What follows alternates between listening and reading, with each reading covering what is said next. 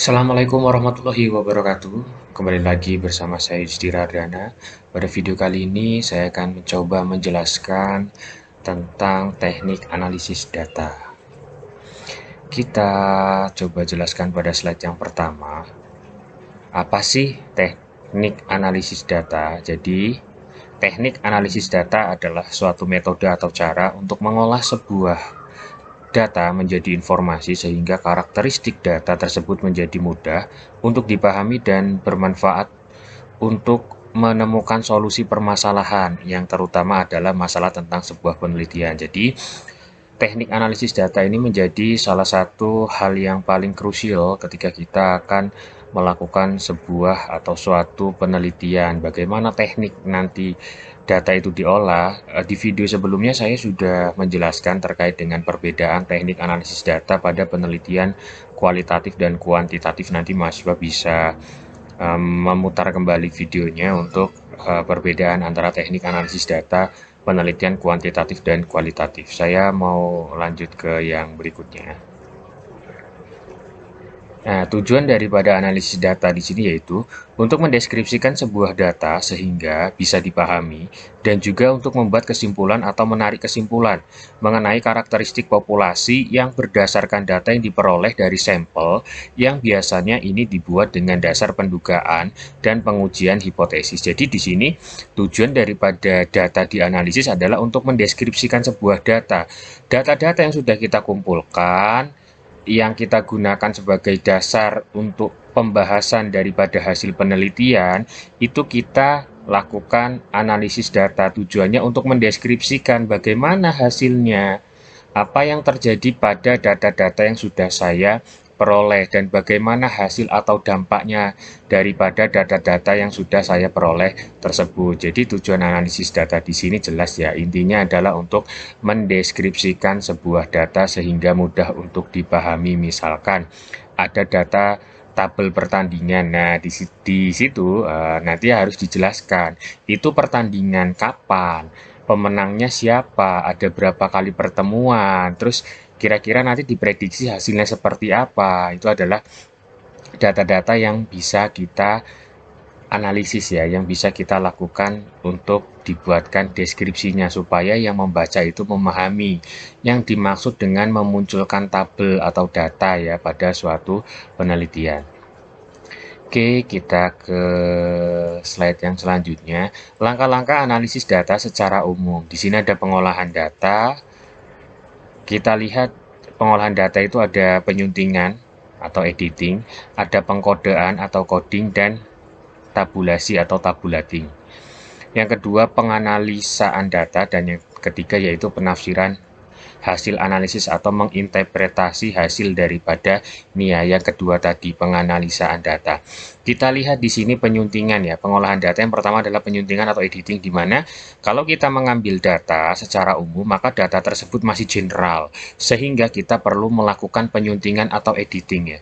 Melakukan penyuntingan atau editing sehingga data tersebut nantinya ya bisa dibagi berdasarkan kategori. Misalkan kita menggunakan kuesioner, dan dari kuesioner tersebut pernyataan atau pertanyaan yang kita buat itu berdasarkan indikator-indikator. Nah, nanti di dalam ini ya, di dalam pengolahan data, data tersebut setelah disunting, diedit, nah dibuatlah pengkodean. Nah, pengkodean ini berdasarkan indikator yang kita buat, lalu kita tulis tuh skornya berapa dan dibuatlah tabulasinya. Jadi tabulasi itu semacam rangkuman dari data-data yang sudah kita peroleh dan itu yang siap untuk kita olah ya. Untuk kita olah, yang siap untuk kita analisis datanya. Misalkan kita mau mengukur pengaruh, berarti nanti menggunakan regresi. Diolah menggunakan tools atau alat eViews boleh, SPSS boleh, Amos boleh, Lisrel boleh, apapun itu boleh. Yang jelas alat-alat yang memang digunakan untuk pengolahan data statistik ya. Tuh, setelah data dianalisis baru ditafsirkan hasil analisisnya atau diinterpretasikan ya. Jadi semua data yang telah diperoleh diinterpretasikan supaya pembaca dan peneliti itu ngerti gitu hasilnya seperti apa. Apalagi nanti kalau dibaca dan dijadikan sumber referensi oleh peneliti yang lain, maka harus disajikan secara runut dan jelas. Lanjut lagi, analisis data kualitatif. Nah, untuk analisis data kualitatif di video saya yang masing-masing berdiri sendiri ya, ada penelitian kuantitatif dan penelitian kualitatif. Nah, di sini penelitian data kualitatif, teknik analisis datanya menurut Sugiono. Metode penelitian kualitatif adalah suatu metode penelitian yang berlandaskan pada filsafat positivisme yang digunakan untuk meneliti pada kondisi objek yang alamiah. Dalam video sebelumnya sudah saya jelaskan bahwa untuk data kualitatif itu kita benar-benar terjun dan terjadi secara ilmiah, ya, tidak ada settingan apapun. Oke, benar-benar pure murni apa yang terjadi ketika kita terjun untuk melakukan penelitian dengan nih ya, metode kualitatif ya. Metode kualitatif itu sudah dijelaskan cukup jelas ya di video saya, nanti silakan dicari sendiri ya, diputar kembali. Saya lanjut saja. Nah, di sini ada langkah-langkah dalam analisis data penelitian kualitatif. Yang pertama, mengolah dan mempersiapkan data untuk dianalisis, artinya kita benar-benar mengambil data ya, mengambil data yang ada di lapangan. Kemudian kita membaca secara keseluruhan data-data yang sudah kita peroleh di lapangan ketika kita sudah terjun ya, dengan berbagai persiapan teknik pengambilan datanya. Kemudian setelah membaca secara keseluruhan data, yang selanjutnya adalah menganalisis lebih detail dengan maaf saya back dulu. Di sini tentang pengkodingan data ya.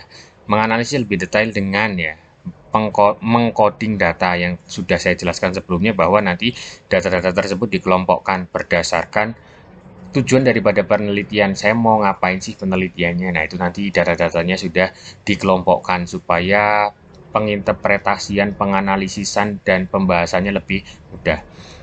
Terapkan proses coding untuk mendeskripsikan setting, orang-orang, kategori-kategori, dan tema-tema yang akan dianalisis. Ini yang barusan saya jelaskan terkait dengan melakukan coding data.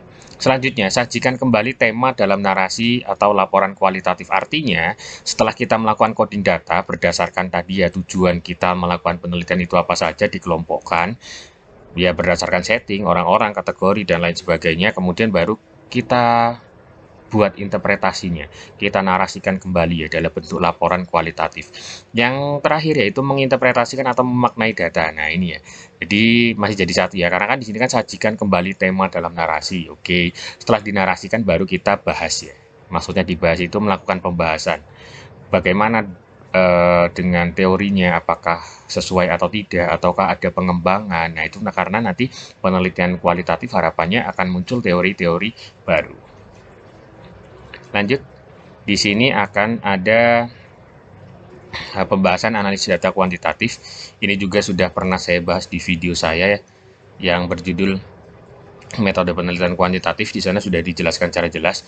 Di sini saya bacakan saja. Menurut Sugiono, teknik penelitian kuantitatif juga dapat diartikan sebagai suatu metode penelitian dengan berlandaskan ya pada filsafat positivisme, digunakan untuk meneliti populasi atau sampel. Maksudnya di sini meneliti populasi atau sampel adalah, sebagai contoh, saya ingin meneliti tingkat konsumsi masyarakat Provinsi Lampung. Bayangkan berapa jumlah penduduk yang ada di Provinsi Lampung.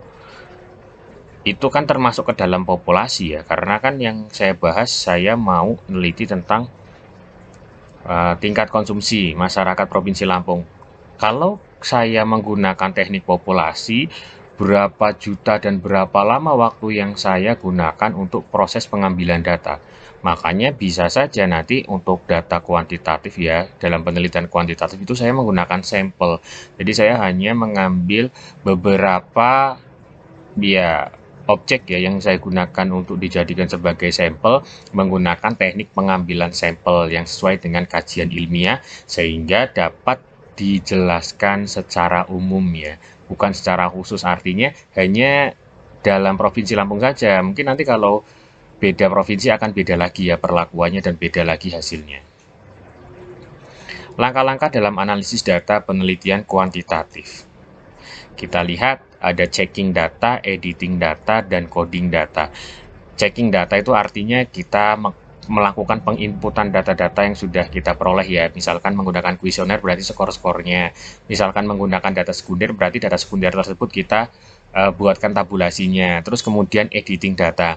Nah, editing data di sini jangan diartikan sebagai melakukan pengeditan atau manipulasi data. Artinya editing data di sini kita cek sebenarnya data-data tersebut seperti apa, apakah normal atau tidak, apakah ada data yang menyebabkan data tersebut menjadi tidak normal, karena memang beberapa buku teks itu kalau ada data-data yang misalnya outlier, yaitu memang harus kita hapus. Nah, ini nanti kita cek di editing data, terus baru kita lihat nih coding datanya, karena biasanya di editing data ini kan checking data, kita masukkan data dari kuesioner, kemudian kita editing data lah, kok misalnya kok ada nih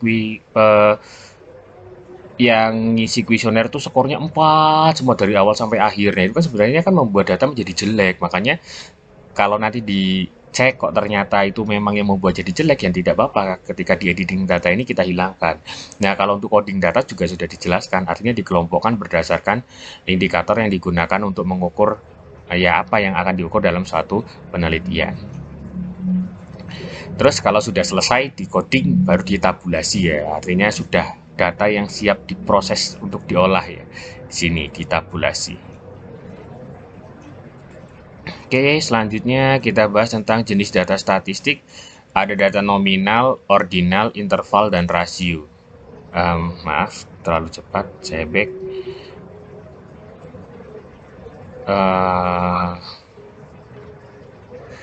Oke, selanjutnya. Sebentar saya back dulu karena seharusnya muncul tulisan di data nominal. Tapi kok tidak ada. Oke, tidak apa-apa, saya jelaskan saja. Jadi di sini data nominal itu ya data yang berupa angka ya, berupa angka. Kalau ordinal itu biasanya skala, interval juga sama skala, dan kalau rasio itu bentuknya biasanya prosentase ya.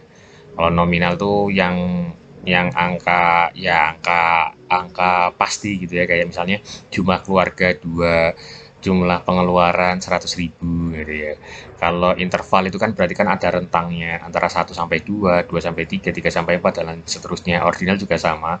Misalnya diberikan skor ya, berikan skor antara 1 sampai 7, 1 sampai 8, yang dipilih berapa.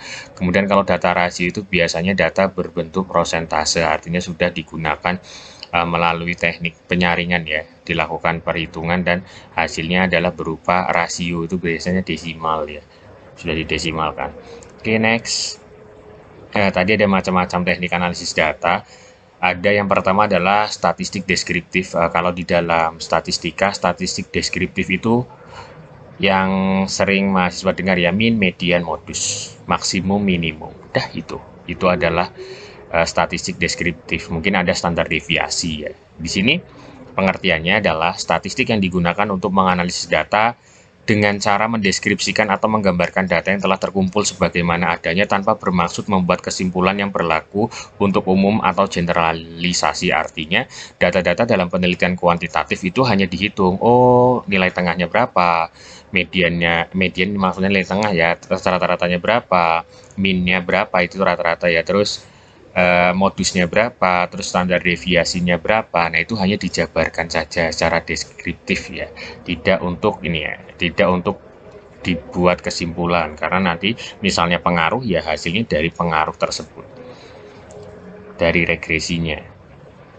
Oke, lanjut lagi, macam-macam analisis data kuantitatif yang selanjutnya yaitu statistik inferensial. Di sini teknik atau alat yang dipakai dalam membuktikan kebenaran teori probabilitas yang dipakai dalam penelitian ilmu-ilmu sosial. Statistik ini digunakan dalam penelitian sosial sebagai alat untuk menganalisis data untuk tujuan-tujuan eksplanasi. Artinya apa?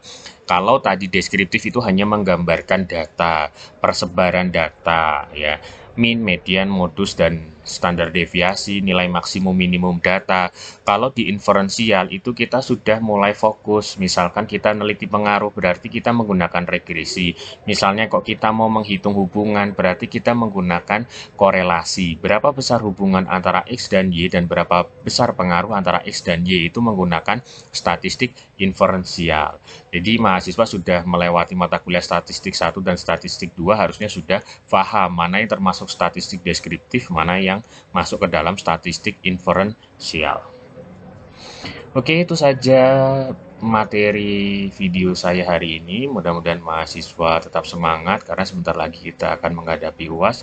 Tetap jaga kesehatan dan persiapkan diri dengan baik untuk ujian akhir semester. Saya akhiri. Assalamualaikum warahmatullahi wabarakatuh.